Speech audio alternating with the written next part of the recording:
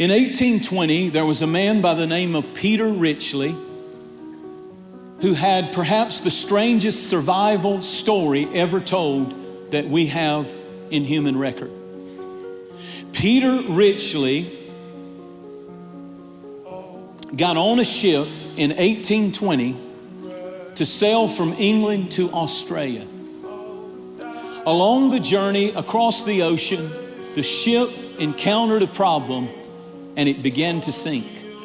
It went all the way under and everyone perished but a man by the name of Peter Richley.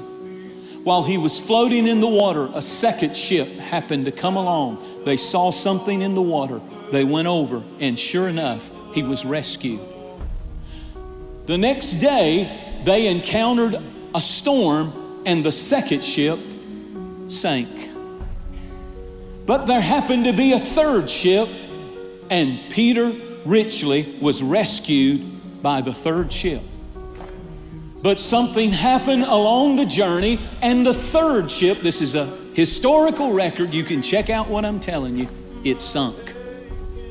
But there came a fourth ship, and it found that one man in the water. Now, my thing is I would check him out and wonder if he's sinking these ships, but he wasn't. It was just a freak thing. The fourth ship bailed him out of the water and rescued him.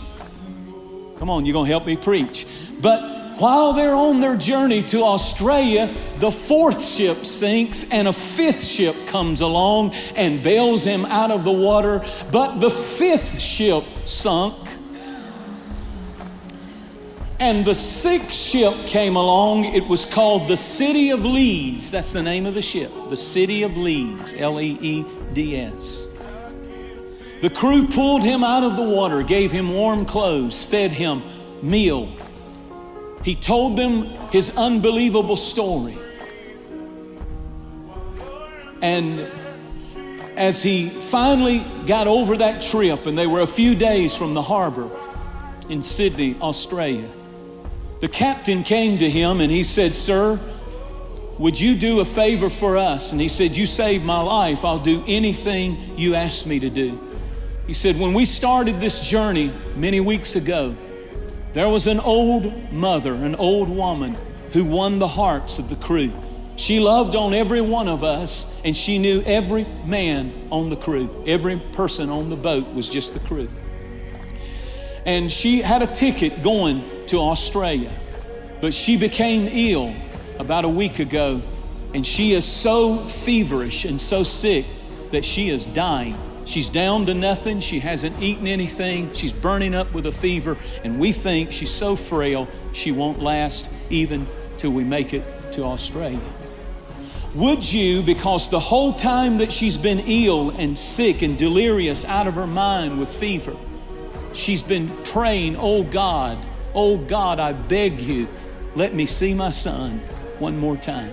Just let me live to see my son, I beg you." And he said she goes in and out of almost a coma, but that's the prayer whenever she comes around. And the crew loves her so much, but she knows all of them, but she won't know who you are because we picked you up in the ocean. Would you pretend to be her son so she can leave this world in peace? He said, "Of course I will."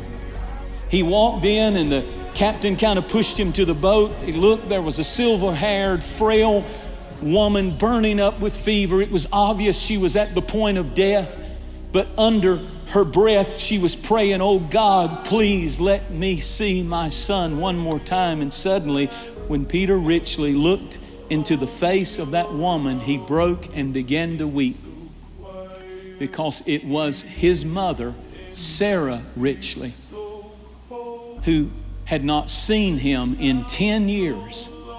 And she had made a decision to somehow go see her son one more time. And I believe the only reason that 5 ships sinking couldn't take him down, the storm couldn't destroy him, is we are to never underestimate the power of a praying mother. It'll get you through any storm. It'll get you through any crisis. It'll get your family through any kind of stormy weather they're going through. The power of a praying mother.